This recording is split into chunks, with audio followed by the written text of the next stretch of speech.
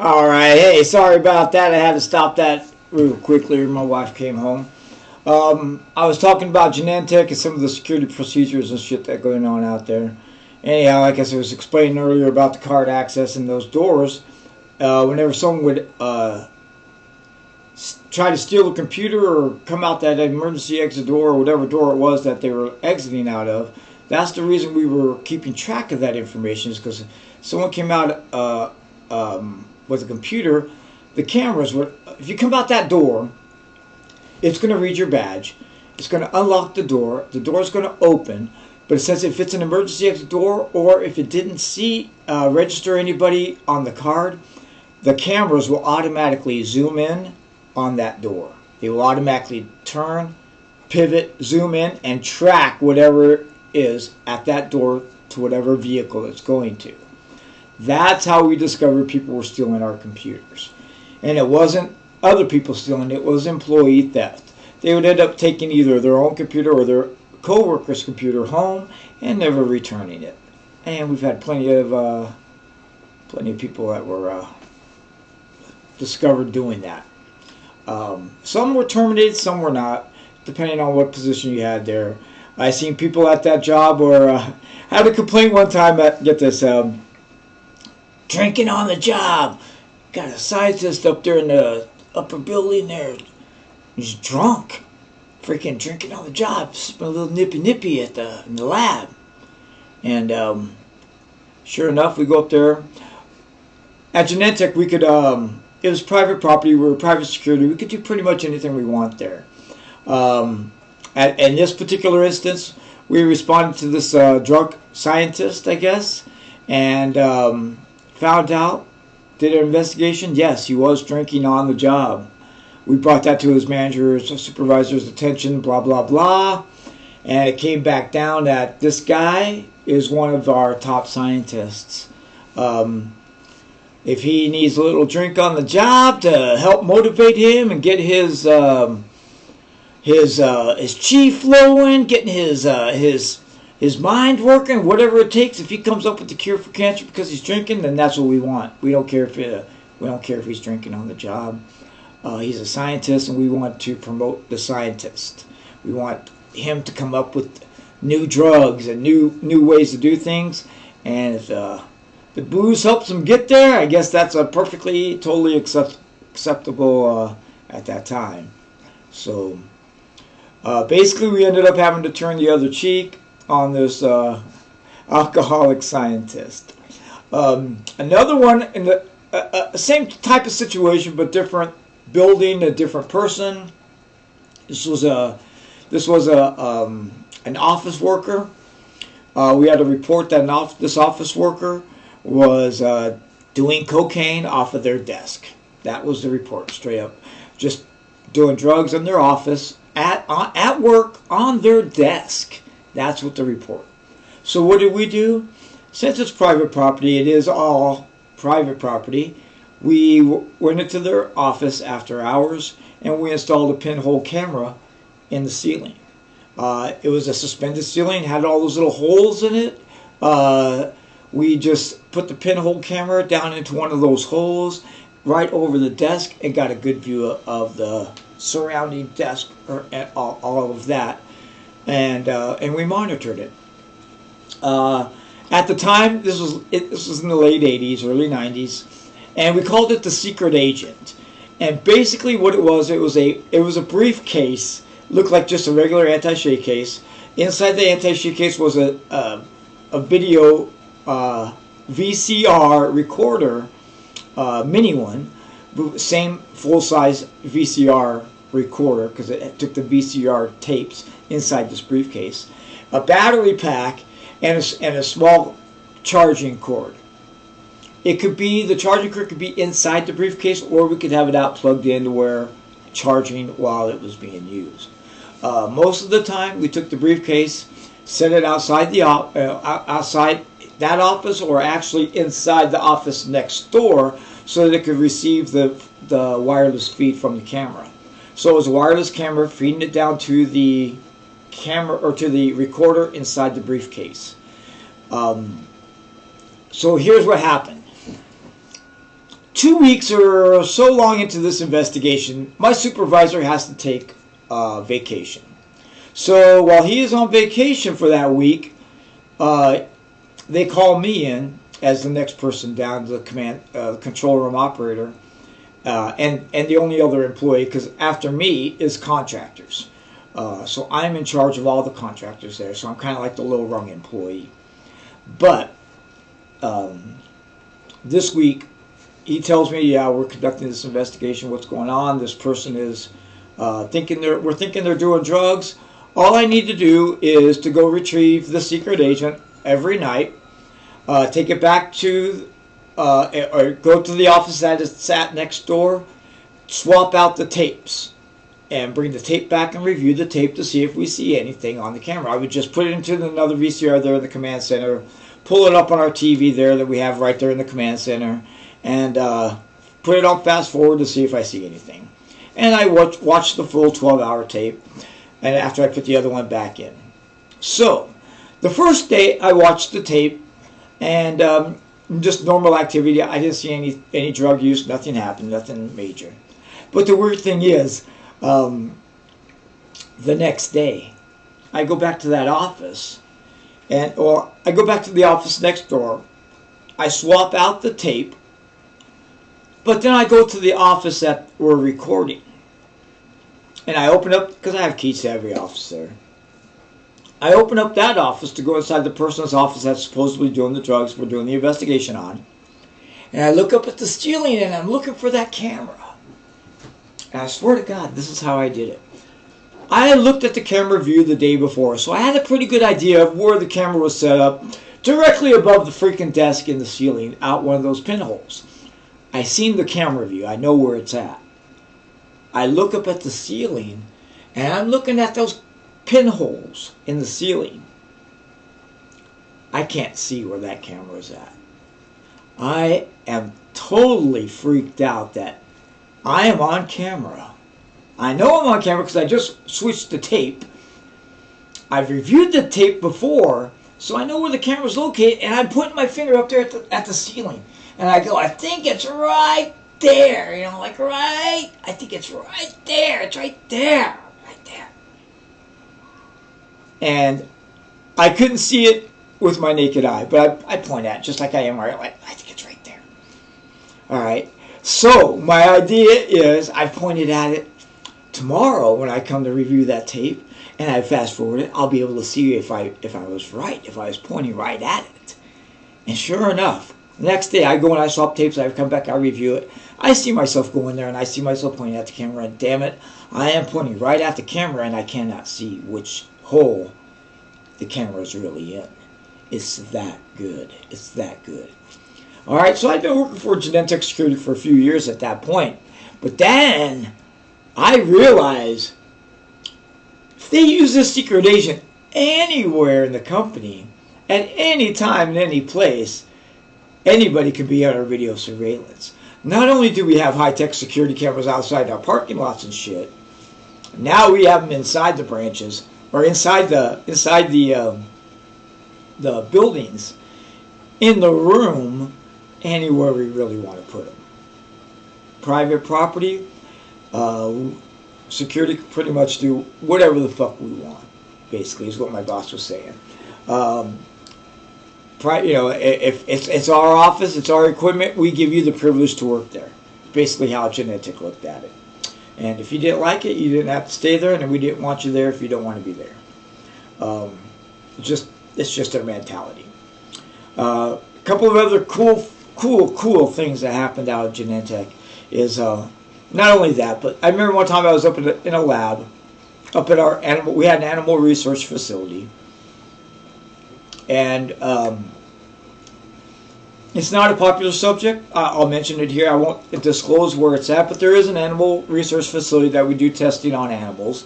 And it's mostly lab rats and rabbits. And that's where the rumor of the giant rabbit came in. But also up there, we also had an alligator. And we had primates as well, chimpanzees. I've seen all of these. The alligator was actually kind of cool because the alligator was in a little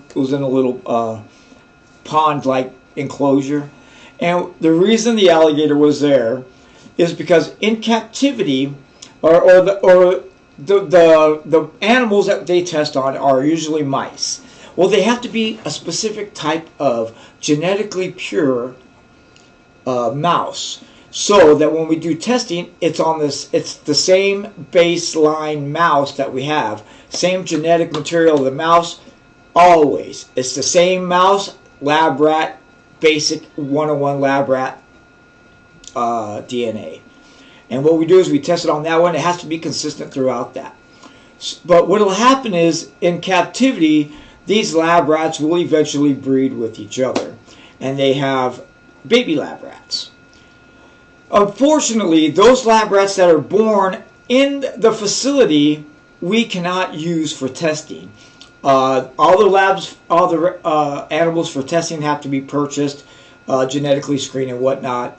Make sure they're genetically the same and pure for testing purposes through the FDA.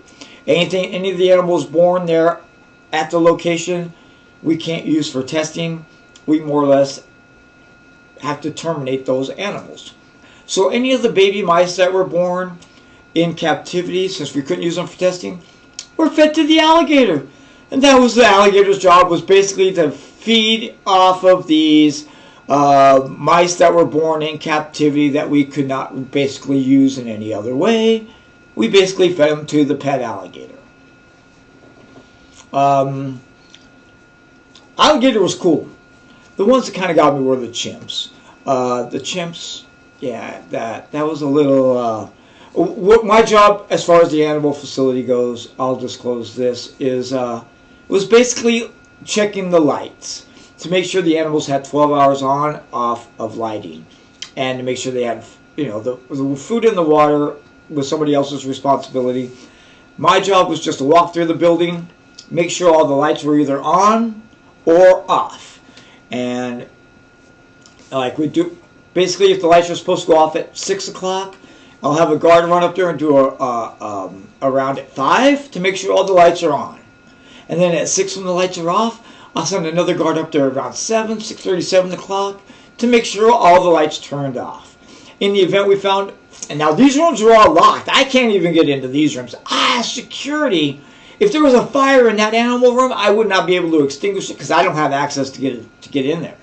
It had major locks on these doors to these animal rooms, and all I could see was a little window. They had a little window inside there, a thick glass, and I could look in the window to make sure the light was on.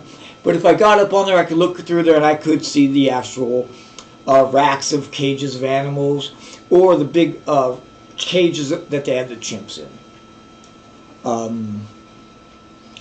The giant rabbit, Harvey, that actually got started when we were training with the South San Francisco Fire Department. We would do training with hazardous materials since we were a hazardous material company. First Alert Team trained in hazardous materials. I actually am a hazardous materials first responder, certified by the state of California. Heavy urban search and rescue, fire department training, EMT. I did not go through I didn't finish all of my training for EMT certification. The reason for that is on my second day of 24-hour ride-along in the ambulance, straight up, we got a call, middle of my shift, got a call for a woman that had miscarried. She had a miscarriage. At the time, my daughter was still 1 or 2 years old. She was still kind of a baby. And there was no cell phones at the time. So this woman had miscarried in the kitchen. And she had to crawl from the kitchen to the phone in the living room, or near the living room, I guess, by the door.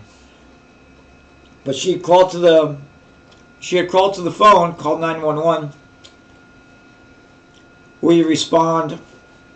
We can see the blood trail from the kitchen to the phone.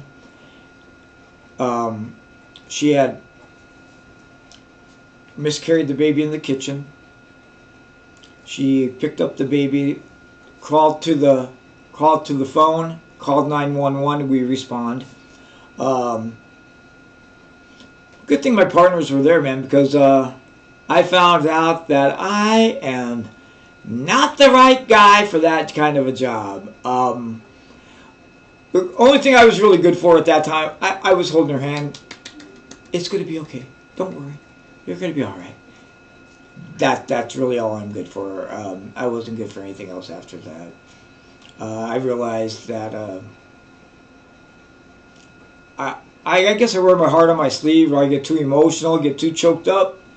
But yeah, that hit hard. Couldn't hang. So yeah, you know what? That's not the shit for me. And I realize that, you know, and I'm cool with that too. I don't really want to see that kind of stuff. I thought, because I worked at a hospital, you know, and I seen blood, and I've seen broken arms, and I've seen legs awkward positions, you know. I saw my daughter be born, but nothing really prepared me for seeing the little baby. No, can't shake it. I don't even like to think about it. So you're lucky you even got that story out of me.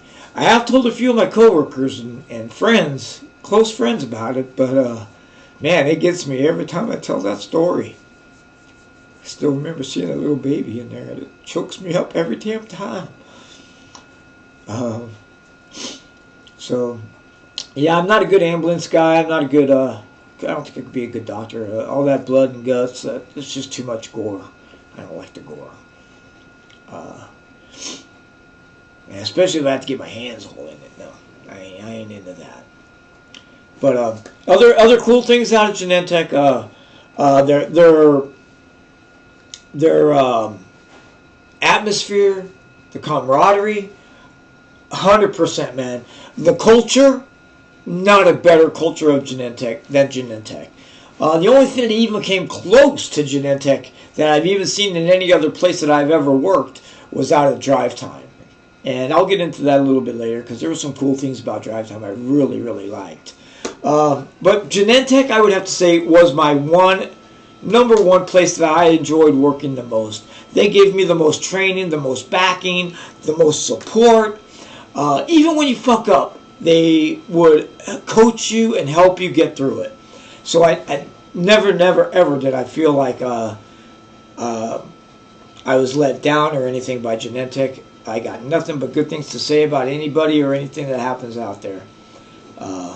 Excellent company to work for. The very first Fortune 500 company I worked for, and I'll get into bragging rights about the other companies I worked for as well. But Genentech was one of the best. One of the bad things that happened at Genentech, besides the $1 Million Club I told you about earlier, or I think I started to tell you about that. I don't think I finished it.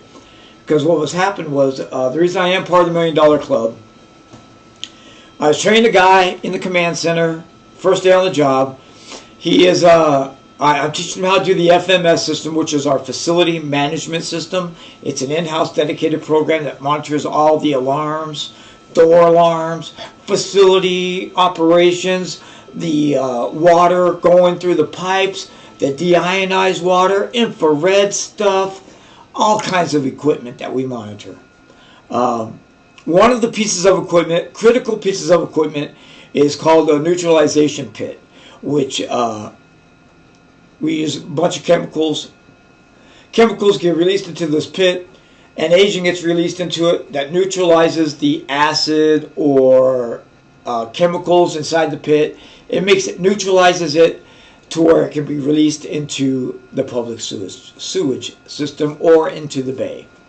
So we have this thing where we kind of clean up the chemicals before we release it out into the environment. And one of the critical alarms for the company is a neutralization pit alarm. It's an immediate response thing. When the alarm goes off, that means that there's acid or chemical inside the pit that has not been neutralized, that is actively flowing out into the San Francisco Bay. So it's an important environmental alarm. I was training this guy, first day on the job, showing him the ropes. I step out to run to the restroom real quick, leave him in the command center. I come back.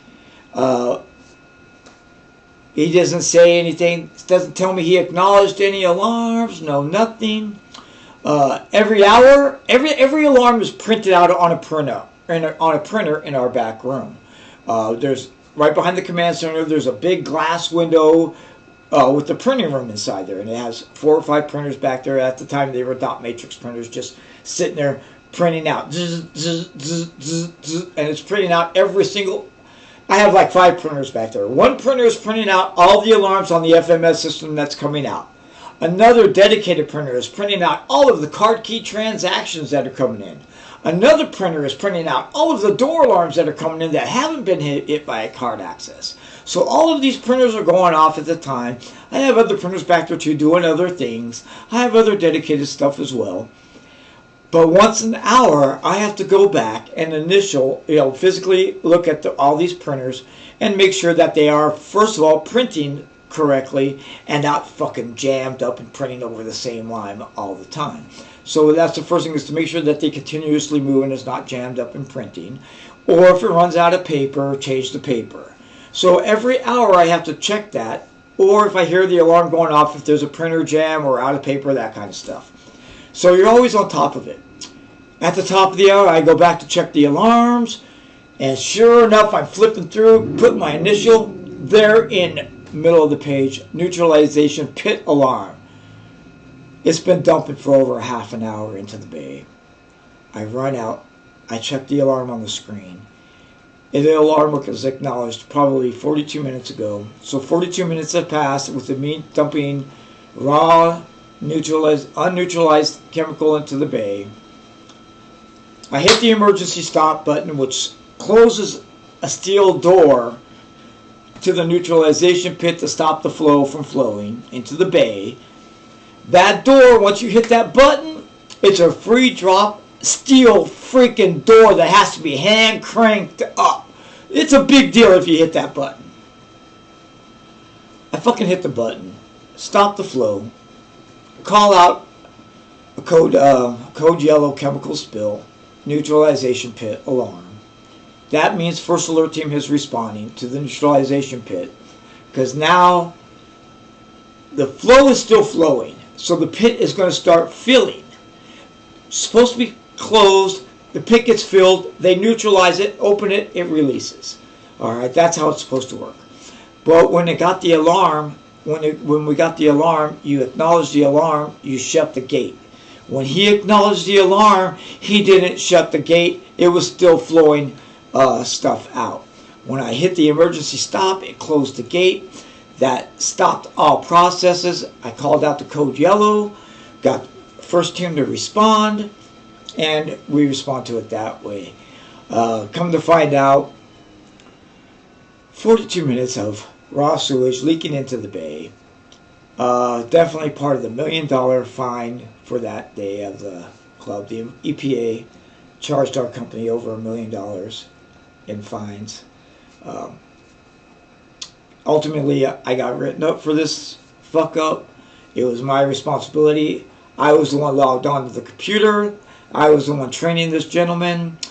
I was the one responsible for him activating the button, even though it really wasn't my fault.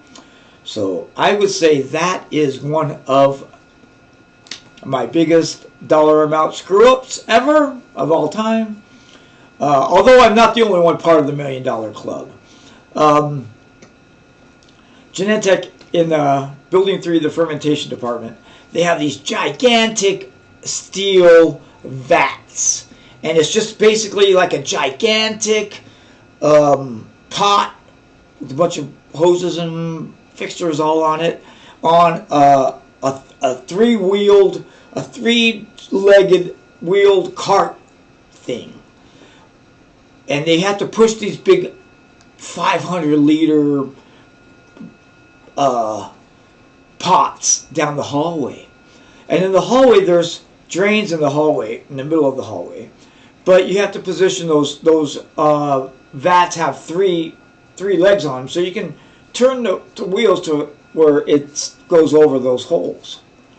On the sides of the hallway in that particular building, they have little wedge things on the sides, so it's not an actual a corner like that on the sides of the hallway. It's a wedge. So if those wheels hit that wedge, it's not gonna stop. It's gonna kind of go up and then roll back down. So it won't really tip over per se. Well, a couple of those guys, I guess there was 3 guys that was pushing one of those vats down the hallway, and the wheel hit the drain, and the vat tipped. It was, it's on 3 sides. They had it twisted just right. It hit that wheel, tipped over. All of the product inside that vat, millions of dollars worth of product, which would be the actual drug or media that the drug is growing in, inside that, spilled. Poof! It fell over. The top cracked open. Poof! A wave rushed down. A wave of this product rushed down the hallway into all the drains down the drain. Literally, product down the drain. Those 3 guys, part of the $1 Million Club. I was actually one of the I was one of the responding first alert team members to that particular spill, and yeah, that's when I was a part of the $1 Million Club a couple of years before that, so I had already known, and that's what those guys said too.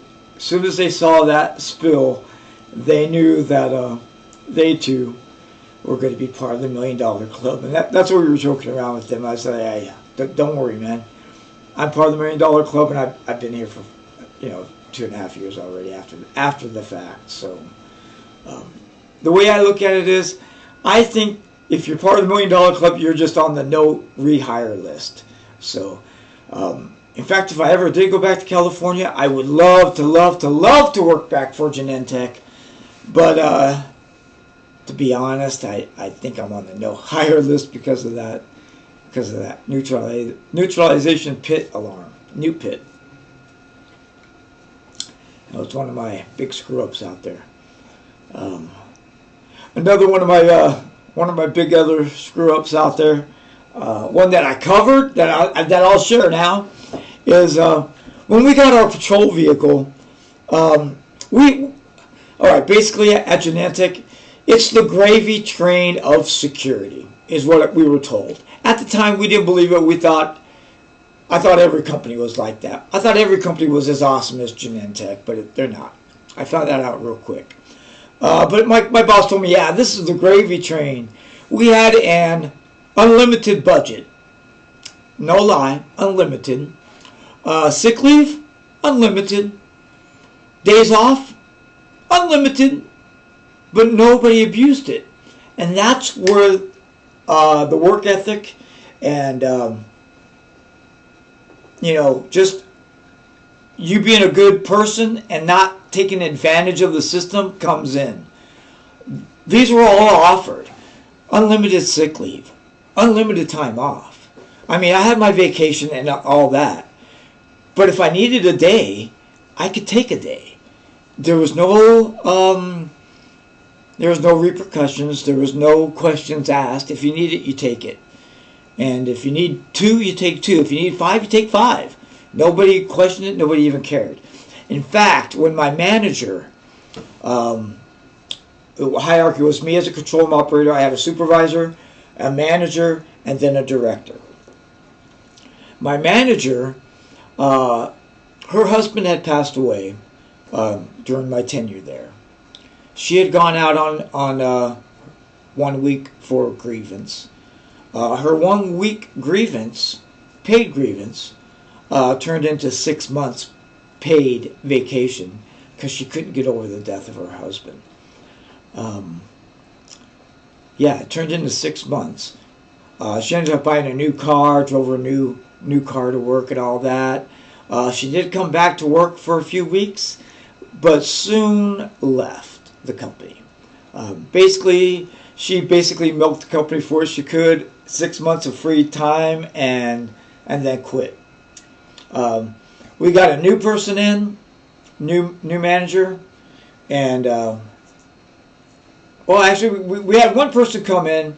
He was there probably maybe 3 weeks, and just didn't fit in. He didn't work out. He was just square peg, a round peg, square hole. It didn't work. He didn't fit in. He didn't understand the culture. He just didn't catch on anything. He just wasn't a good fit, and he realized that, and he left after a couple of weeks. He just says, "Yeah, it was just way too much for him," and it was. It's a lot to handle. I think we went through a couple more people that didn't work out, and we finally got Ronnie Davis, and Ronnie with an I, and she was the president of As Is San Francisco chapter. So she was a pretty big dog. I'll tell you that. She was a big dog, and she had the attitude with it. Not necessarily the correct attitude as far as Genentech was aware. She never did really fit in very well. She was very authoritative, very matter-of-factly. It's going to be her way, the highway, which is not the Genentech way. And you know what? We ended up trying to figure out, trying to tell her, hey, this is how it works. This is what our culture is. This is how we do things here. She didn't want any of that. We were already established in our way, but she came in, tried to change things up, was met with resistance, and, you know, because it was basically 15 people against her, not counting the contractors. I'm talking about the employees on our shifts and the maintenance guys. But nobody really cared for her because she was so authoritative and matter-of-factly and pretty much on her high horse. And she didn't really get along, didn't fit in. People didn't like her. I didn't get along with her myself. We would be at odds all the time. One of the favorite games that her and I would like to play with each other was the waiting game. It was a power trip. She would have me meet her at her office at a specific time. I need to meet with you, Richie, at this time. Meet me at my office at this time. No problem. I went to her office. She's not there. I would wait and wait and wait. And that was the waiting game. She would make an appointment for you to be there at 3 o'clock and not show up until 3:20 and make you wait for her. I waited the first time, 20 minutes for her to arrive for our first meeting. And I waited, and we had our meeting and had our discussion and blah, blah, blah. Next time, she said, Richie, meet me at my office. I went to her office. She was not there. I fucking split. Said, hey, I ain't waiting here no more. Fuck that shit. I ain't waiting 20 minutes. I split. I went and got coffee, wandered around, came back 5 minutes later. She's still not there. I go wander around some more. I ain't waiting right there for her. I wander around a little bit more. 10 minutes later, I come back. She still ain't there. I figure, yeah, she'll be there in about 20 minutes, making me wait there for her. 15 minutes, I come back. She still ain't there. Sure enough, 20 minutes, I come back. I'm walking down the hall. She's walking down the hall. We meet at her office. She's like, oh, thought I asked you to meet me here at 3 o'clock. I said, yes, ma'am. I was here at 3. You weren't. I was here at 3:10. You were not. I was here at 3:15, ma'am. You still weren't here. That's why I came back at 3:20 to see if you were still coming here. And it turned out it was all a power trip. The reason she would make me wait there is to see how long I would wait. When I found that out, that fucking pissed me off. This bitch was playing with my ass. So, I never resented anybody more in my life. As far as a subordinate to a supervisor position. And a lot of people did a lot of mean things to that lady. I, for one, had the inclination, don't get me wrong. Oh, yes. Yes, yes, yes. I have plenty of ideas. I never, ever acted upon them or did anything out of context with this woman. Ever. Except for the waiting game. I would not wait. I'm not going to wait for you. I'm not going to do that anymore. Especially after I know what game you're playing. But what ended up happening, other employees, now I'm not going to throw anybody under the bus, but this is what people had done. All hours of the night, this woman lived with her partner over in the East Bay. People would order pizzas and have them delivered to her house at all hours. So she would get pizzas all the time. I don't know if I mentioned the taxi vouchers. Yeah, we had free taxi vouchers. We'd send cabs to her house all the time too.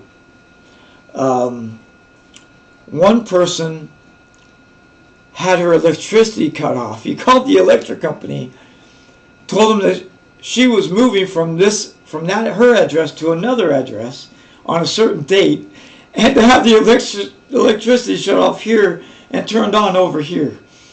So, I mean, bad things, very, very bad things they did to this woman, which I don't condone them, and I didn't do anything to her personally myself. I laughed at some of these things that they did. Yeah, it was funny. It was fucked up. Yeah, and did she deserve it? No, she really didn't. She was just trying to do her job the best she could. In hindsight, but anyway, how this all turned out, how this all worked out, is they tried to get her fired. Basically, what they tried to do. Complained about her. I complained about her, yes. I even told my management, or my upper management, the guy above her, about the waiting game that we both played with each other. I wouldn't wait for her, she wouldn't wait for me. I brought that to his attention, and that's pretty much the only thing I brought up personally. But anyway, we tried to get this lady fired. She wouldn't leave. How we ended up getting her to leave is we found her another job, basically. There were job openings, positions that were other job positions that were opening, that since employees there were looking to get out from underneath this lady because she was such overbearing. She was only there for maybe, I couldn't even say how long.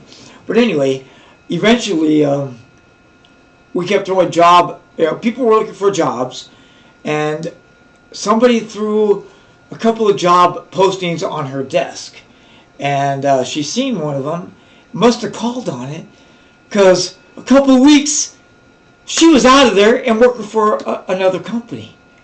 And I don't know, obviously I guess she bettered herself, making more money, moving into a better position or better whatever, because she was getting nothing but flack from us, so I'm sure she was glad to get out of there. But yeah, that here, the moral of the story is basically this: if you got a boss that you don't like, don't fuck with them. Don't do the pizzas. Don't cut off their electricity. Don't don't do any of that horrible stuff. Just find them another job. Help them better themselves. Help them to find a better job, to get out of your hair. And it works. It worked in that instance anyway. And it was a roundabout way, but everybody was happier.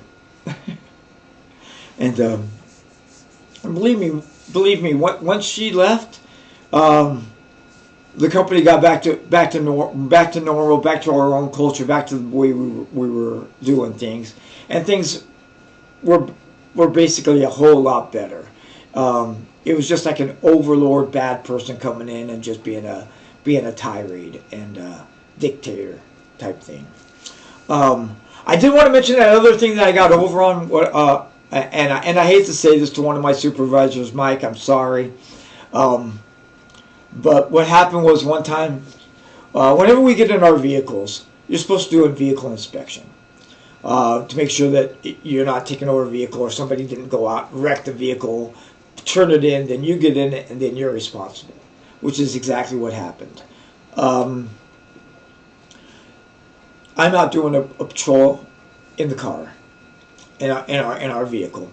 I think at the time it was like a Chrysler, some Chrysler 4-door, just a rental car that we had rented at that time. It wasn't our security vehicle that we later on purchased. Got to put the stickers, the light bar, the jumper cables, the sirens, and all that good stuff on.